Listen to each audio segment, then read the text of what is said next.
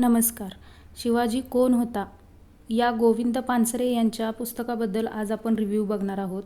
हे एकूण 72 पानांचं पुस्तक आहे. मुखपृष्ठावर छत्रपतींचा फोटो, राजमुद्रा आणि राज्याभिषेक झाल्यानंतर अमराईमध्ये राजे आणि खाली मावळे दाखवले आहेत. मुखपृष्ठाच्या मागच्या साईडला काही समाजातील प्रतिष्ठित लोकांचे छत्रपतींविषयीच्या त्यांच्या प्रतिक्रिया मांडल्या आहेत. दुसऱ्या पानावर पी. सावंत लिखित पत्र त्यांच्याच हस्ताक्षरातले जसेच्या तसे दिले आहे. निवेदनामध्ये पानसरेंनी सांगितलं आहे की ही पुस्तिका म्हणजे त्यांचं भाषण आहे, पण हे लोकांना आवडलं म्हणून त्यांनी त्यात अभ्यास करून आणखी काही मुद्दे ॲड करून हे पुस्तक तयार केलं आहे. शेवटच्या 2 पानांवर संदर्भ आणि शिवाजी महाराजांवरील ग्रंथांची नावे दिली आहेत. त्याच्या आधीच्या 4 पानांवर शिवाजी महाराजांची खालीलप्रमाणे 4 पत्रे दिली आहेत. पहिलं पत्र चिपळूणच्या जुमलेदार, हवालदार व कारकुनास लिहिलेलं आहे. दुसरं आणि तिसरं पत्र महसुलासंबंधी सुभेदारास लिहिलेलं आहे. त्याचबरोबर 4थं पत्र जिजिया कराबद्दल औरंगजेबास लिहिलेलं आहे.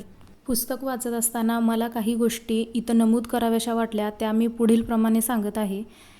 भोंदू भक्तांपासून शिवाजीला धोका या पॅरेग्राफमध्ये त्यांनी संत ज्ञानेश्वर, संत तुकाराम आणि महात्मा गांधीजीचे उदाहरण दिले आहे.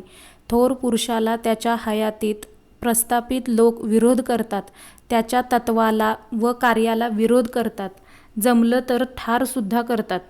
आणि एवढं करूनही जर ते त्याचे विचार मिटवू शकले नाहीत तर हे स्वतः त्यांचे अनुयायी असल्याचे भासवून त्यांचे मूळ विचार संपवायला बघतात. जगाच्या इतिहासात अशी बरीच उदाहरणे आहेत. त्याचबरोबर धर्म आणि शिवाजी या पॅरेग्राफमध्ये धर्माचा लोकजीवनावर मोठा प्रभाव होता, पण आपल्या धर्माइतकाच इतरांचा धर्मही श्रेष्ठ व उच्च आहे आणि उपासना पद्धती वेगवेगळ्या असल्या तरी त्याचा उद्देश एकच आहे. हे महत्त्वाचे तत्त्व शिवाजी महाराजांनी मांडले. अकबर, दारा शिकोह, इब्राहिम आदिलशहा यांचे विचारही यापेक्षा वेगळे नव्हते, पण काही लोकांनी स्वतःच्या स्वार्थासाठी मनाला वाटेल तसे जातीयवाद करून आणले, जे की साफ चुकीचं आहे. हे इतिहास व्यवस्थित अभ्यासल्यावर समजून येते. एकूणच सांगायचे हे आहे की महाराजांचे मुस्लिम धर्मातील लोकांशी वैर होते किंवा फक्त मुस्लिमांशी युद्धे केली नाहीत, तर त्यांनी सर्वसामान्य जनतेला म्हणजेच रयतेला सुख मिळावे, त्यांना त्यांचे हक्क मिळावेत, जुलमी अत्याचारापासून रयत सुटावी म्हणून लढाया केल्या. या लढाया 2 धर्मांमधील नसून त्या 2 सत्तेमधल्या होत्या. याचे उदाहरण म्हणजे महाराजांच्या चाकरीत कित्येक मुसलमान होते, तर मुसलमान राज्यकर्त्यांच्या पदरी कितीतरी हिंदू सरदार होते. आक्रमक मुस्लिम सैन्याने सत्ता काबीज करण्यासाठी किंवा राज्य विस्तार करण्यासाठी बरीच हिंदूंची देवळे लुटली, हे सत्य आहे, पण ते पूर्ण सत्य नाही, अर्धसत्य आहे. आणि उरलेले अर्धसत्य म्हणजे त्या काळी सैन्याने लूट करावी आणि लूटल्या हिश्श्यातून त्यांचा पगार घ्यावा अशी रीत होती. हिंदूंच्या मंदिरात खूप संपत्ती असे, आक्रमक सैन्य ही संपत्ती लुटीत. महाराजांच्या सैन्यात असे नसायचे. सैन्याला नियमित पगार दिला जायचा आणि लुटलेली संपत्ती खजिन्यात जमा केली जायची, त्यामुळे लूट सांगितली तेवढीच व्हायची. औरंगजेबानेही राज्यविस्तार करताना बरीच देवळे लुटली, पण राज्य स्थावर झाल्यावर त्याने देणग्याही दिल्याची उदाहरणे आहेत. एकूणात राज्य मुख्य, धर्म दुय्यम हे लक्षात घेण्यासारखे.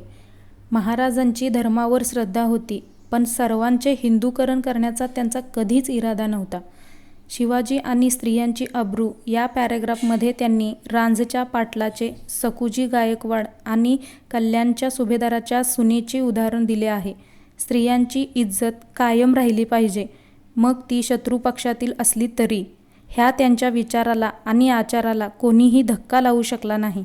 महाराजांचा चरित्रसंपन्नता आणि सौंदर्यसंबंधीचा निरोगी दृष्टिकोन होता, यात कुठेही काहीही वाद नाही. ज्याप्रमाणे रयतेच्या लेकीसुनांच्या बाबतीत त्यांचा चांगला दृष्टिकोन होता, त्याचप्रमाणे रयतेच्या संपत्तीच्या बाबतीतही, त्यांच्या पिकाच्या बाबतीतही नुकसान होणार नाही यासाठी ते नेहमी सतर्क असायचे. हे त्यांनी त्यांच्या लढणाऱ्या सैन्याला दिलेल्या सूचनांवरून, पत्रांवरून सांगितलेलं लक्षात येतं. शिवाजी महाराजांचे स्वतःचे शुद्ध चरित्र, जाणीवपूर्वक हेतू मनाशी बाळगून दिलेल्या स्पष्ट आज्ञेचा भंग करणाऱ्यांना जरब बसेल अशा शिक्षा, उत्पादक शेतकऱ्यांमधूनच केलेली सैन्यांची रचना, शिपायांचा शेतीशी व कष्टाशी जिवंत संबंध, रोख पगार देण्याची रीत आणि सर्वात महत्त्वाचे म्हणजे अन्यायाचा व लुटीचा प्रतिकार करण्याच्या हेतूने सुरू केलेले कार्य, यामुळे शिवाजीचे सैन्य आणि इतर राजांचे सैन्य यात फरक होता. शिवाजी महाराजांना गोब्राह्मण प्रतिपालक ही ब्राह्मणांनी त्यांच्या सोयीसाठी लावलेली उपमा आहे असे येथे लेखक म्हणतात आणि त्यासाठी त्यांनी इथे 2 उदाहरणे दिलेली आहेत. पहिलं उदाहरण म्हणजे मिर्झाराजे शिवाजी महाराजांविरुद्ध जिंकावे म्हणून ब्राह्मणांनी केलेला कोटीचंडी यज्ञ आणि दुसरे उदाहरण म्हणजे छत्रपतींच्या राज्याभिषेकाला ब्राह्मणांचा विरोध तर सर्वांना माहीतच आहे. या दोन्ही उदाहरणावरून असे नाही की महाराष्ट्रातील सर्वच ब्राह्मण शिवाजीच्या विरुद्ध होते, तर सनातन हिंदू धर्माचा होता. महाराजांच्या पदरी बरीच ब्राह्मण मंडळी निष्ठेने काम करत होती. याची बरीच उदाहरणे इथं दिलेली आहेत.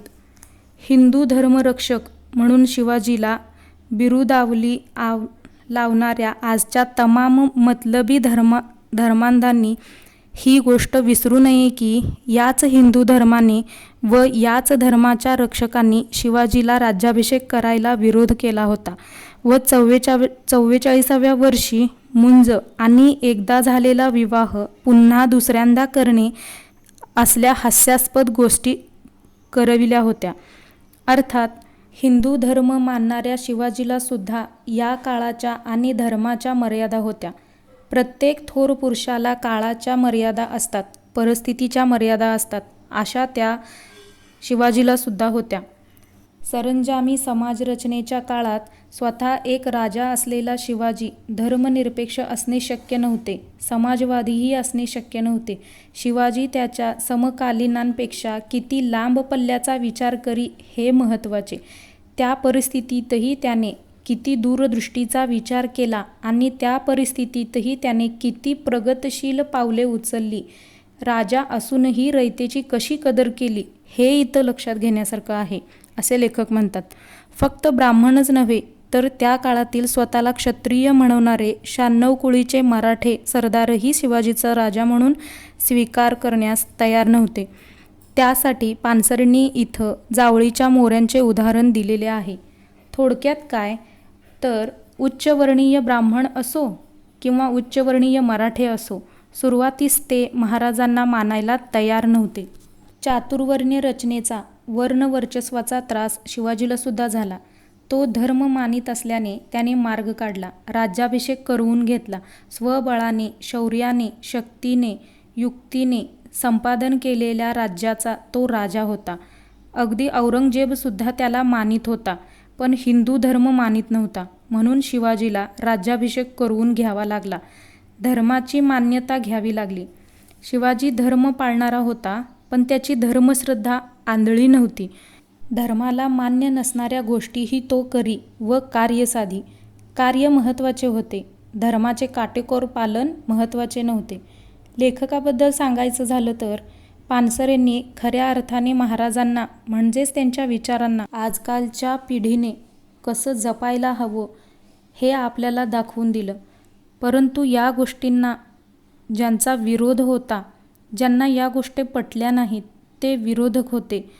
त्यांनी पानसरेंची गोळ्या घालून हत्या करवली. पण या पुस्तक रूपात ते आणि त्यांचे महाराजांविषयीचे विचार अजून जिवंत आहेत.